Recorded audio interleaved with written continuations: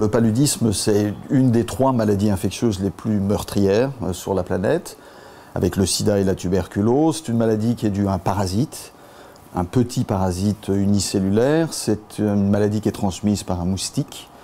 Pas tous les moustiques transmettent le paludisme, uniquement les anophèles. C'est une maladie qui sévit dans les zones intertropicales, essentiellement, surtout en Afrique. La maladie peut être grave surtout lors du ou des premiers contacts avec le parasite, c'est-à-dire surtout chez les enfants en bas âge et chez les voyageurs non protégés et non humains. Il y a plusieurs formes cliniques de la maladie. Il y a des formes non compliquées qui sont essentiellement des successions d'épisodes de fièvre forte, de sensations de froid intense, puis de sueur profuse, et qui peuvent éventuellement se répéter plusieurs fois avant que la crise ne se résolve.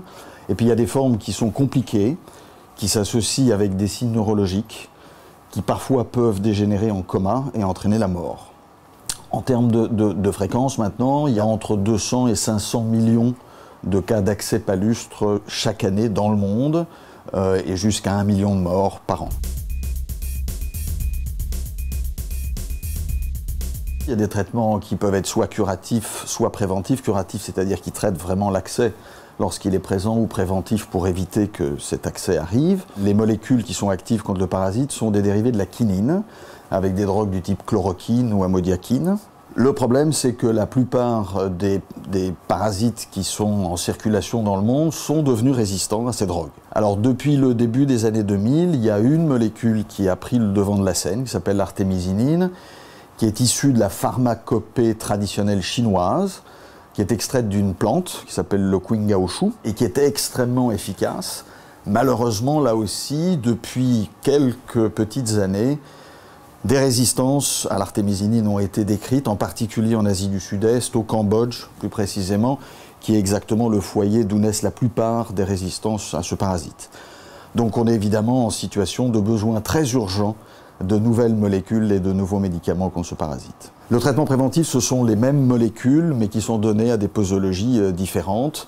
On commence à le prendre juste avant d'aller dans la zone d'endémie et on arrête de le prendre, en général, typiquement, une quinzaine de jours après le retour.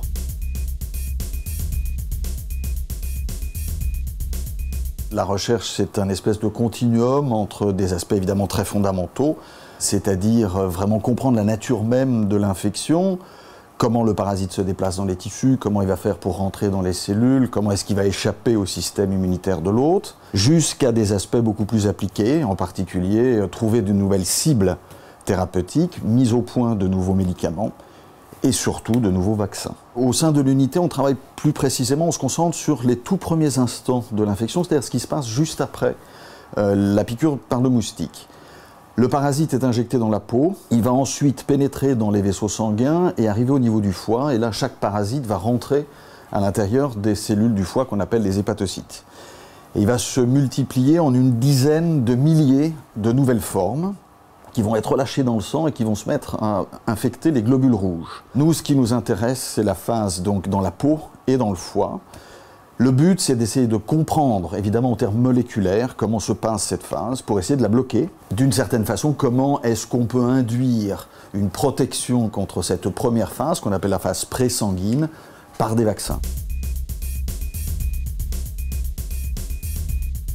Les biotechnologies nous aident comme dans n'importe quel domaine de la biologie. On dispose aujourd'hui de la séquence complète du parasite. On peut maintenant manipuler le génome du parasite, c'est essentiel pour comprendre la fonction de chacun des gènes. Puis on est capable d'imager le parasite dans des conditions in vitro, in vivo, et donc de voir en temps réel comment se passe l'infection.